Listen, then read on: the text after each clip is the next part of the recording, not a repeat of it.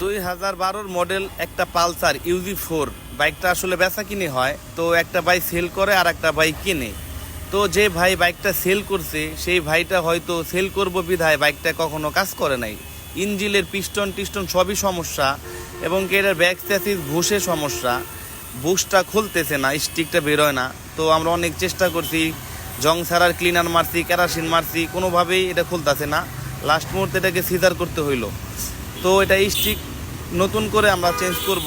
তো এটা কাইটা এখন খুলতে হইতেছে।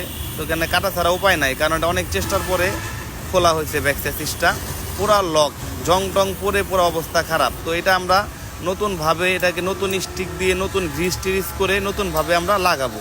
তো ইঞ্জিনের যত কাজ কাম আছে সবগুলা ভালো মতো এটাকে কমপ্লিট করব। তো দেখতেই পাচ্ছেন আসলে কী অবস্থা এটার, যে জং টং পরে পুরাই অবস্থা খারাপ। এটা ভিতরে পুরা লক হয়ে গেছে গা। তো আমরা শীষ কাগজ দিয়ে ঘষে পুরা ক্লিন করতেছি। নতুন